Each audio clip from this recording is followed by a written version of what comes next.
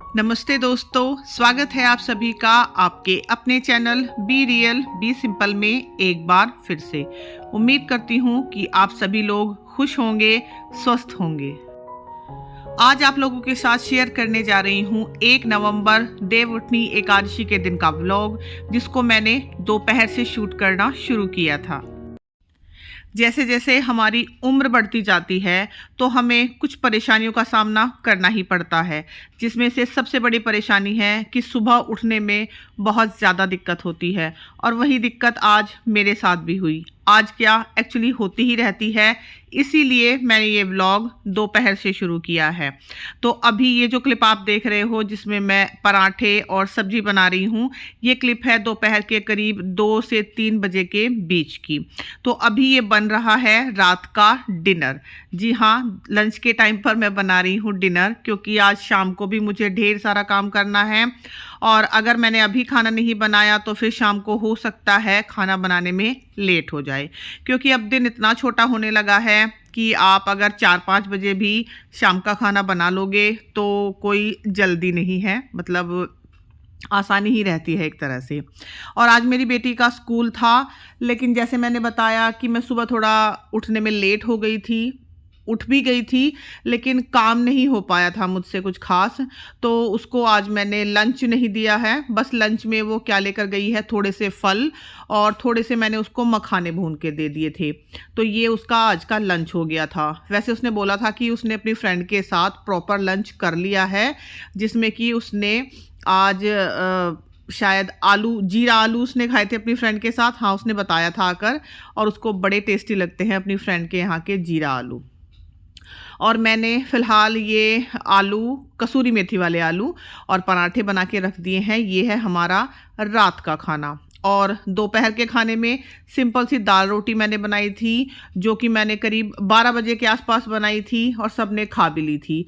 तो आज मैंने ऐसा खाना बनाया है दोनों तीनों टाइम का, जो भी मतलब मुझसे बन पाया थोड़ा बहुत, कि जो जल्दी जल्दी बन जाता है, जिसमें बहुत ज़्यादा तामझाम मुझे फैलाना नहीं पड़ा। तो यहाँ से अभी निपटने के बाद मुझे जाना है ऊपर कपड़े धोने के लिए, क्योंकि आज का दिन मैंने कपड़े धोने के लिए रखा था। और जो भी हो, कपड़े तो मुझे धोने ही धोने हैं, नहीं तो फिर अगले पूरे हफ्ते मुझे मतलब उतना टाइम नहीं मिल पाएगा जितना मैंने आज सोचा हुआ है। तो अभी किचन फैली हुई थी, आपने देखी, तो सारी किचन अच्छे से समेटने के बाद, बर्तन वगैरह सब साफ करने के बाद, यहाँ पर मैं भिगो रही हूँ गेरू और खड़िया। तो देवउठनी एकादशी में इससे अल्पना बनाई जाती है, और इसको मैं भिगोकर ऊपर चली जाऊँगी कपड़े धोने के लिए। जब तक शाम तक मैं आऊँगी, मतलब 2-3 घंटे लगेंगे मुझे उस काम में, तब तक ये खूब अच्छे से भीग जाएंगे, फूल जाएंगे। आज मुझे ऊपर बेड बॉक्स में से सर्दियों के थोड़े से कपड़े निकालने थे, वही मैंने किया। ऊपर आकर सबसे पहले बेड बॉक्स से सारे कपड़े निकाले। लगभग सारे ही कपड़े मैं निकाल चुकी हूँ, ज़्यादा मोटे ऊनी कपड़ों को छोड़कर। और उसके बाद अच्छे से सारे कमरे की डस्टिंग की, बेडशीट वगैरह मैंने चेंज की, और साथ ही इस कमरे का झाड़ू पोछा। उसके बाद अब मैं करूँगी आगे के काम। नमस्ते दोस्तों, स्वागत है आप सभी का आपके अपने channel be real be simple में एक बार फिर से। तो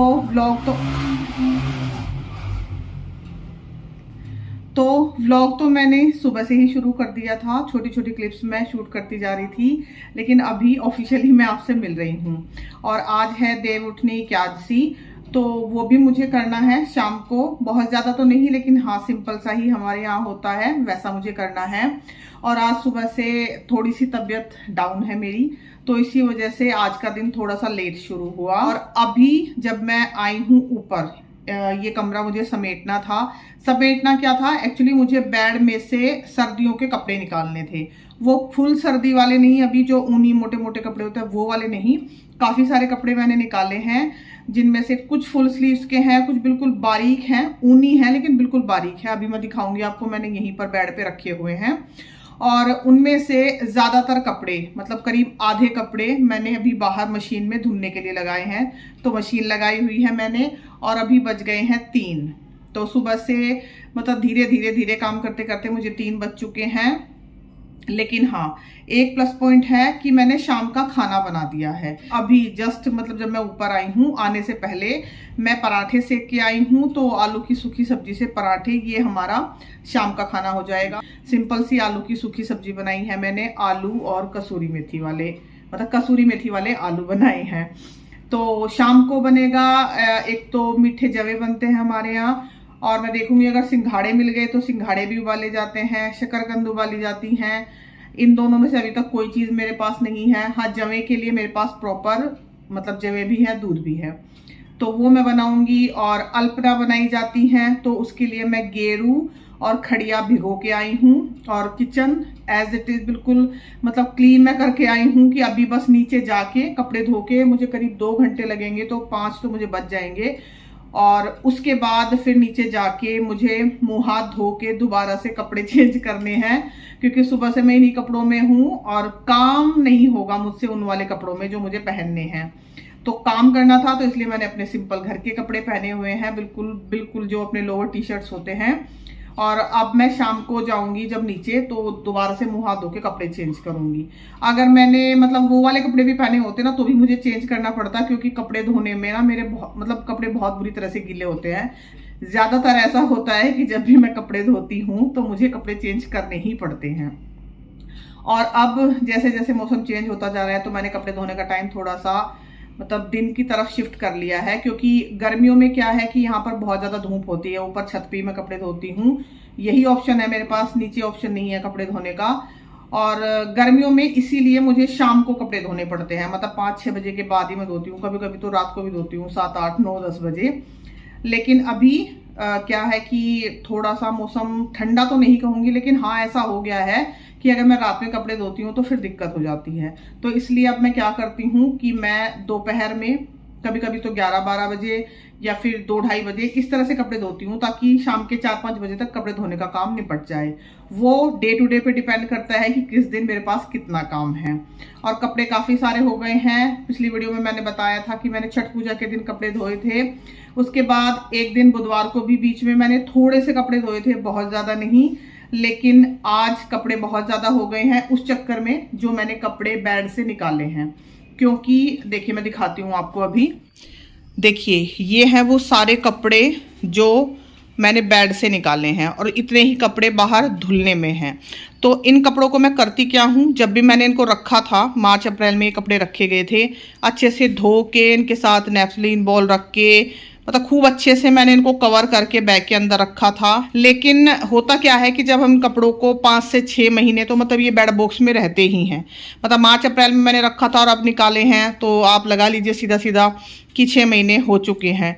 तो रखे रखे ना इनमें कभी कभी अजीब सी ना एक स्मेल सी हो जाती है, और स्मेल ना भी हो तो हमेशा ऐसा लगेगा कि जैसे इनको डायरेक्ट जब हम निकाल के पहनेंगे, मतलब धूप लगा के, तो हल्की सी ना इचिंग लगती है, हमें ऐसा लगेगा कि स्किन पे हमारे हल्की सी खुजली हो रही है।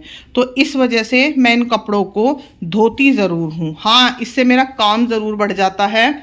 तो जैसे मैंने अभी ये कपड़े दिखाए आपको, तो मेरा इस तरह का मतलब हिसाब है काम करने का। मैं बताऊं आपको कि जो भी कपड़े मैं रखती हूँ, चाहे वो सर्दी से गर्मी के हों या गर्मी से सर्दी के हों, तो उनको मैं ये नहीं करती कि बेड बॉक्स से निकाला उनको और 1-2 दिन की धूप लगाई और उन्हें पहनना शुरू कर दिया। देखो, धूप तो हमें उनको फिर भी लगानी पड़ेगी, तो उससे बेहतर है कि चाहे 10 मिनट के लिए ही सही, बहुत ज्यादा नहीं आपको धोना, क्योंकि ये कपड़े गंदे नहीं है हमारे, लेकिन 10 मिनट के लिए ही सही 1 चम्मच सर्फ डाल के, बहुत ज्यादा सर्फ भी मैंने नहीं डाला है मशीन में, 1 चम्मच सर्फ डाल के आप उनको घुमा दो। मुश्किल से आप 10 मिनट का राउंड भी लगा दो, उसमें 5 मिनट का भी लगा दोगे ना तो भी चलेगा। बस एक तरह से ना उनके अंदर से पानी निकल जाना चाहिए। और उसके बाद आपको वो धूप तो उनको लगानी ही है, सुखाओगे तो आप उनको फिर भी। तो मैं इस तरह से करती हूँ हमेशा, चाहे वो सर्दी से गर्मी के कपड़े हो, चाहे गर्मी से सर्दी के। तो जैसे मैंने कहा कि इस चक्कर में काम तो मेरा बढ़ता है, तो करीब 2 हफ्ते का टाइम लगता है मुझे इन सारे कामों को करने में, कि धीरे धीरे उन कपड़ों को धो रही हूँ। क्योंकि एक साथ ऐसा नहीं कि एक ही दिन में सारे कपड़े धो दूंगी। मैं क्या करती हूँ, जैसे मैं एक दिन छोड़ के कपड़े धोती हूँ, उन्हीं के साथ इन कपड़ों में से थोड़े थोड़े से कपड़े मैं धोती रहती हूँ। तो थोड़े से मैंने पहले धो लिए थे छठ पूजा वाले दिन, थोड़े से मैंने फिर धोए हैं बुधवार को, थोड़े से आज धोने के लिए डाले हैं, बाकी ये जो आप देख रहे हो इनको भी मैं 2 बैचेस में करके धोऊंगी, क्योंकि डेली के ही कपड़े इतने हो जाते हैं और फिर तार पे कपड़े आते नहीं है। सही बताऊं तो इतने सारे आ भी जाए तो फिर उन सबको एक साथ समेटने में बहुत दिक्कत आती है। तो थोड़ा थोड़ा करके काम करते जा रहे हैं, क्योंकि त्योहारों के बाद ना थकावट नहीं कहूंगी मैं, लेकिन अजीब सा ना वो हो गया है कि मतलब पहले भी बहुत सारा काम हो रखा था त्योहारों से पहले, कि सफाई का भी है और बहुत सारा काम, मतलब जिसको मैं गिनवा भी नहीं सकती। और त्योहारों के बाद भी काम उतना ही रहता है हमारे साथ, लेकिन बस ये है कि करने का तरीका और अपने शरीर के हिसाब से, अपने परिवार के हिसाब से, परिवार के टाइम के हिसाब से, क्योंकि जो डेली के काम है वो कहीं नहीं जाएंगे। डेली का खाना बनाना, बर्तन, झाड़ू पोछा, कपड़े, और भी बहुत सारे काम होते हैं इसके साथ, इसके अलावा भी जो डेली में होते हैं। तो ये काम कहीं नहीं जाने वाले, हमें इन्हीं कामों के साथ उनकी सेटिंग करनी है। और मैंने दिवाली की अपनी वीडियो में भी बताया था, दिवाली की या शायद करवा चौथ की वीडियो में, जब मेरे कंधे में बहुत ज्यादा दिक्कत हो गई थी, हाँ करवा चौथ वाले दिन, तो तब भी मैंने बताया था कि भाई हमें 365 दिन काम करना है। ऐसा नहीं है कि हम 2-4 दिन काम करेंगे और फिर हम मतलब बिस्तर में पड़ गए या तो आराम कर रहे हैं या हम बहुत ज्यादा थक गए, क्योंकि कभी कभी हमारे पास ऑप्शन नहीं होता है। मेरे पास तो नहीं है, और अगर हमारे पास ऑप्शन हो भी तो भी हमें मतलब मुझे नहीं लगता कि ऐसा करना चाहिए कि चलो भाई कोई और कर लेगा हमारे हिस्से का काम, तो हम चलो अब बीमार हैं तो लेट जाते हैं। तो ऐसा काम ही क्यों करना कि हम बहुत ज्यादा बीमार हो जाएं। रोज थोड़ा थोड़ा सा काम कर लो। आज अगर आपको 10 काम है, उसके साथ आप 2 काम और इंक्लूड कर लो, 12 कर लो। ऐसा मत करो कि एक साथ ही 50 काम करो और फिर अगले दिन आप एक भी काम ना कर पाओ। तो मेरा तो यही मतलब तरीका है कि जितने भी फैले हुए काम हैं, जितने भी सारे अटके हुए काम हैं, जो एक साथ हमारे पास आ जाते हैं, दिवाली से पहले भी और दिवाली के बाद भी, क्योंकि अब धीरे धीरे सर्दी आ रही है तो हमें इसकी तैयारी करनी है। लेकिन सर्दी धीरे धीरे आएगी, एकदम से नहीं आएगी, लेकिन तैयारी हमें एकदम वाली सर्दी की भी करनी पड़ेगी, क्योंकि हो सकता है कभी कभी होता है ना कि रात को हम सोए, अच्छा खासा मौसम था, सुबह उठे एकदम से बिल्कुल ठंड लग रही है। तो इसीलिए मैं ये तैयारी कर रही हूँ। मतलब बहुत से लोग ऐसे करते हैं कि भाई हम एक ही दिन में सारा काम निपटा लेंगे। बेशक वो कर भी सकते हैं 1 या 2 दिन में, और मतलब वो उनका तरीका हो सकता है, लेकिन मैं इसीलिए इस तरीके से काम करती हूँ कि धीरे धीरे काम भी होता रहे, मुझे थकावट भी ना हो। और इस बीच में अगर किसी को कपड़े चाहिए हो, जैसे सुबह शाम बिल्कुल ऐसा लगता है कि आप पूरी बाजू के कपड़े पहन लो। अभी देखो जैसे मैं काम कर रही हूँ तो पसीना भी आ रहा है, मैंने हाफ स्लीव्स के कपड़े पहने हुए हैं। और जैसे मेरी बेटी स्कूल जाती है तो उसकी जो बुधवार और शनिवार की यूनिफॉर्म है वो हाफ स्लीव्स की है, बाकी जो दिन की यूनिफॉर्म है वो तो यहाँ तक कि पोनो स्लीव का उसका सूट है, तो उसमें तो चल जाता है। लेकिन शनिवार और बुधवार की जो ड्रेस है उसकी हाफ स्लीव है, तो उसको सर्दी लगती है। तो उसने अपनी जैकेट निकलवाई थी मुझसे बीच में कि मम्मी मुझे जैकेट चाहिए उसके ऊपर पहनने के लिए, और वो मैंने पहले ही निकाल के धो के रखी हुई थी। तो मुझे कोई टेंशन नहीं हुई कि भाई अब मुझे इसको देना है, बेड खोलना है, इसमें से जैकेट निकालनी है। तो वो मेरी एज इट इज धुली हुई रखी हुई थी, मतलब निकाल के मैंने धो के और यही बेड पे ही रखी हुई थी ऊपर। अभी मैं नीचे नहीं लेके गई हूँ किसी भी कपड़े को, क्योंकि नीचे अलमारी में अभी बिल्कुल भी जगह नहीं है, क्योंकि वहां से अभी प्रॉपर गर्मियों के कपड़े निकले नहीं हैं। तो मैं हर साल ऐसा ही करती हूँ कि बेड यहीं पे ऊपर है, यहाँ से कपड़े निकाले और ये जो साइड में बेड है इसके ऊपर उनको रख देती हूँ एज इट इज तह बना के। फिर धीरे धीरे 1 दिन 2 दिन छोड़ छोड़ के मैं उनको कपड़ों के साथ, मतलब नॉर्मल कपड़े जो है उनके साथ धोती रहती हूँ, और धोने के बाद भी उनको फोल्ड करके मैं यहीं पे रखती हूँ। जब तक प्रॉपर ठंड नहीं आ जाती तब तक मैं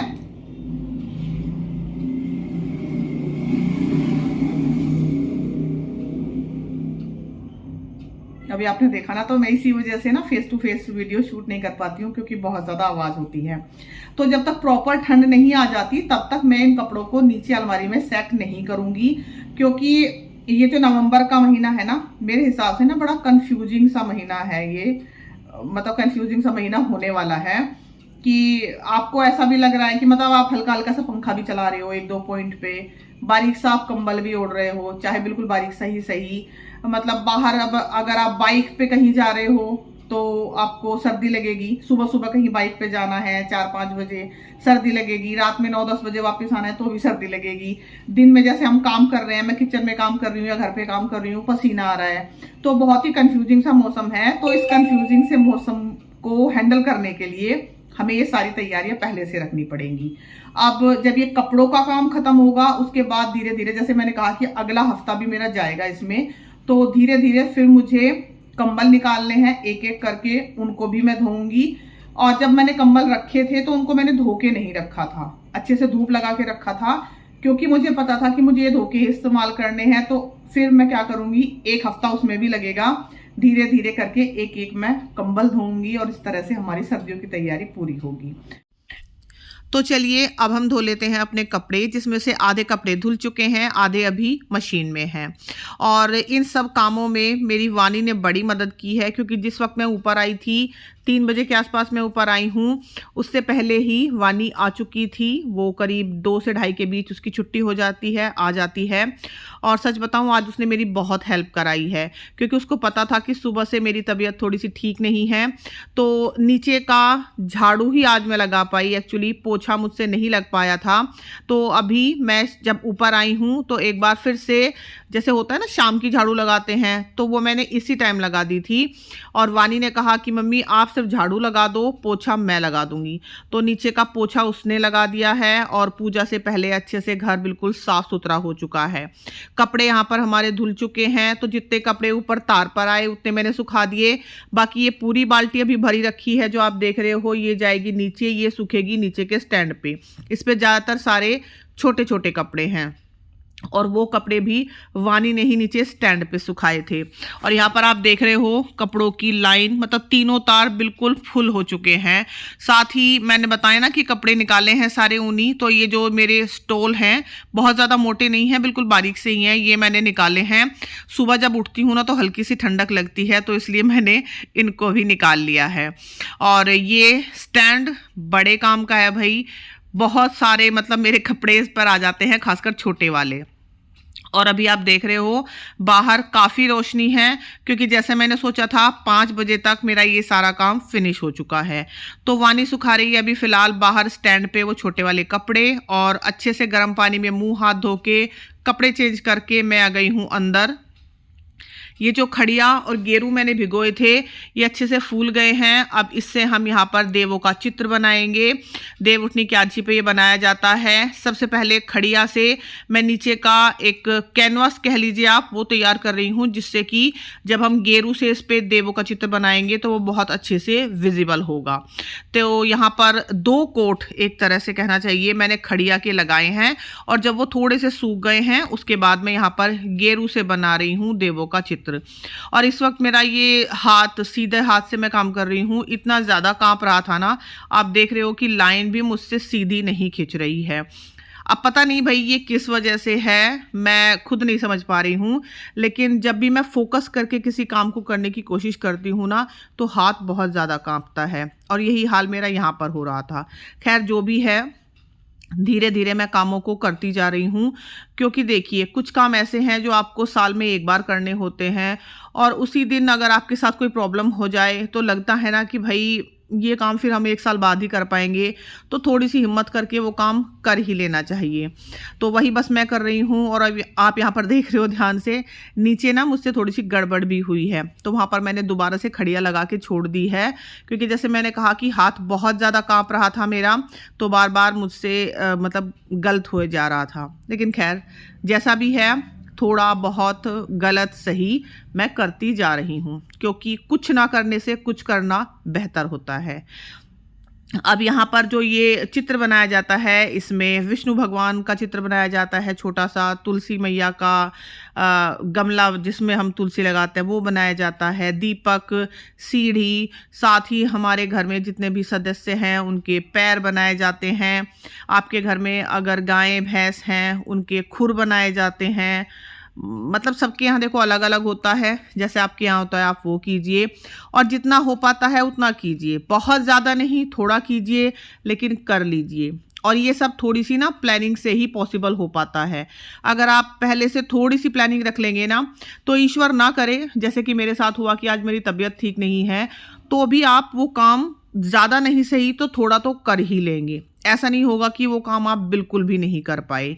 तो अंदर देवों का चित्र बनाने के बाद मैंने बाहर स्वस्तिक बनाया। बहुत ज़्यादा आपने देखा मैंने डिटेलिंग नहीं की, छोटे छोटे से मैंने स्वस्तिक बनाए। और अब मैं यहाँ पर मेन गेट पर अल्पना बना रही हूँ। बैठा नहीं जा रहा था मुझसे प्रॉपर, तो फिर मैंने पटरी ली, उस पर बैठी। और आप यकीन मानिए बाहर से लेके अंदर तक की छोटी छोटी अल्पना बनाने में नहीं मुझे करीब 1.5 घंटा लग गया। मैं 5 बजे ऊपर से आई थी, आकर मुंह हाथ धोकर मैं दोबारा से जब काम में लगी हूँ मतलब करीब 5:30 बजे, और ये सब करते करते मुझे 7 बज चुके थे। लेकिन मुझे तसल्ली इस बात की थी कि मैं जितना चाह रही थी उतना ना सही, लेकिन उसका आधा मैंने कर लिया। तो खैर, जैसा मैंने बताया कि बहुत ज़्यादा नहीं लेकिन थोड़ा ही सही कर पाए। और अल्पना का डिज़ाइन ना इतना सुंदर लग रहा था। हालांकि मैं ड्राइंग में कोई इतनी एक्सपर्ट नहीं हूँ, सच बताऊँ ड्राइंग में मुझे कभी इंटरेस्ट भी नहीं रहा। लेकिन हाँ, ये जो सीधी सीधी लाइन खींचनी होती है ना, मतलब स्केल से कोई लाइन खींचनी हो या सीधा सीधा कोई काम करना हो, तो उसमें मैं बड़ा अच्छा कर लेती हूँ। और अभी देखिए ये सब सजावट जो है आप दिखाई दे रहे हो आपको दिवाली की, ये मैंने अभी नहीं उतारी है। मैं गंगा स्नान के बाद ही ये सब सजावट हटाती हूँ। मेन गेट पर भी मैंने बिल्कुल छोटी छोटी सी अल्पना बनाई है, बहुत ज़्यादा तो नहीं लेकिन सुंदर बहुत लग रही थी। और जैसा कि मैंने बताया कि भाई मैं ड्राइंग में बहुत ज़्यादा एक्सपर्ट नहीं हूँ, तो अभी आगे आप देखिएगा कि जहाँ पर भी थोड़ा फूल पत्ती का डिज़ाइन बनाना है ना, वहाँ पर मैं कुछ खास नहीं कर पाई। लेकिन हाँ, जहाँ पर सीधी सीधी लाइंस बनानी है वहाँ मैंने मतलब खूब तरीके से अच्छे से काम कर लिया। अब मेन गेट पर भी बिल्कुल छोटी छोटी सी डॉट वाली अल्पना बनाने के बाद मेन गेट के जो दीवारें हैं वहाँ पर मैं आ गई हूँ अंदर। तो बीच में पहले मैंने जो दिए भिगोए हुए थे ना, इनको पानी से निकाल कर मैंने उल्टा करके रख दिया है ताकि इनका पानी निकल जाए।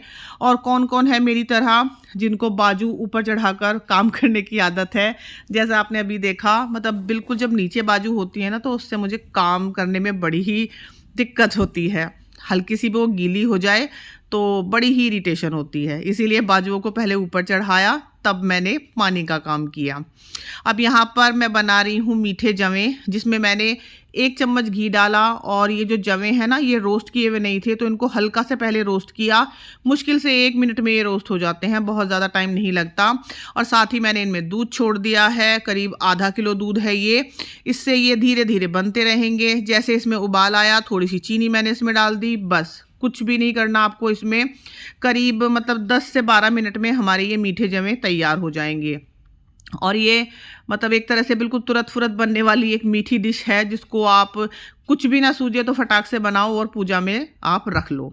अब यहाँ पर मैं ये जो अंदर कमरे में एक दहलीज आप जिसको बोल सकते हो है एक तरह से, वहाँ पर मैं बना रही हूँ। और जैसे मैंने बताया ना अभी कि मैं ड्राइंग में एक्सपर्ट नहीं हूँ, एक्सपर्ट की एक्चुअली मुझे ड्राइंग पसंद ही नहीं थी, कभी भी पसंद नहीं थी बचपन से ही।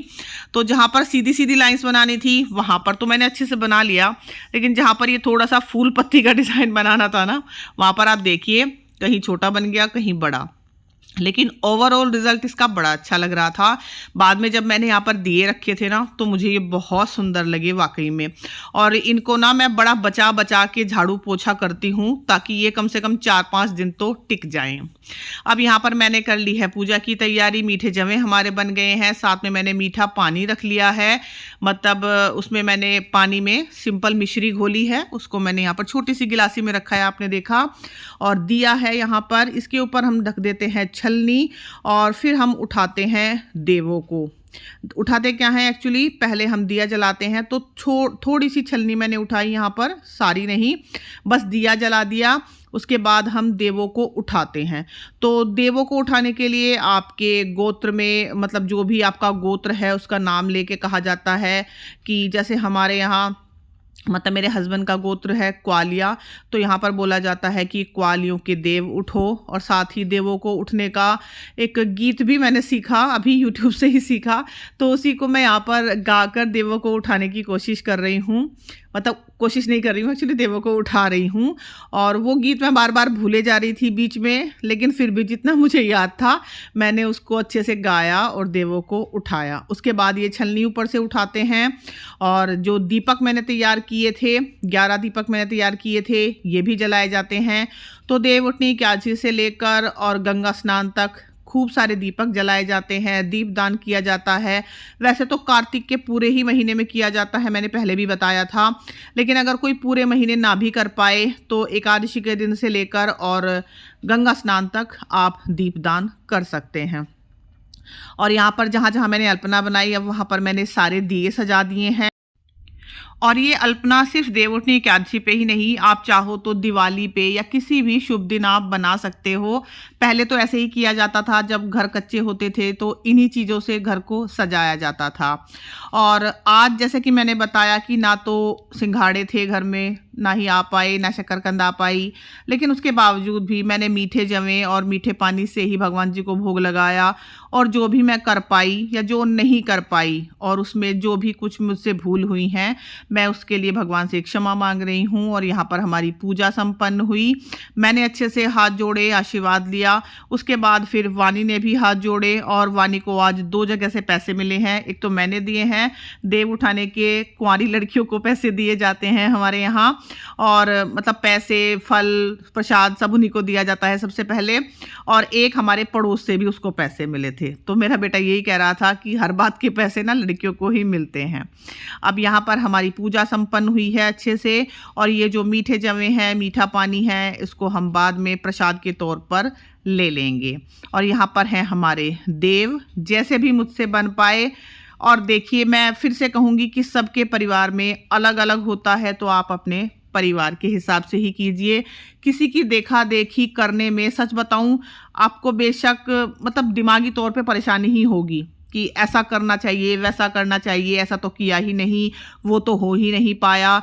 जैसे मैंने बताया कि आज पूजा का बहुत सारा सामान तो मैं अरेंज ही नहीं कर पाई, लेकिन शांत मन से, सच्चे मन से जितना भी मैं कर पाई, मुझे बहुत खुशी हुई। अब चलिए चलती हूँ और इस वीडियो का एंड करती हूँ। कैसी लगी आप लोगों को मेरी ये वीडियो, प्लीज़ मुझे कमेंट सेक्शन में बताइएगा। अगर वीडियो किसी भी पॉइंट पर पसंद आई हो तो प्लीज़ मेरे चैनल को सब्सक्राइब ज़रूर कीजिएगा। Thank you so much for watching. मेरी वीडियोज़ को अपना टाइम देने के लिए आपका बहुत बहुत धन्यवाद। दोबारा मिलूंगी एक नई वीडियो के साथ, तब तक अपना ढेर सारा ध्यान रखिएगा आप लोग।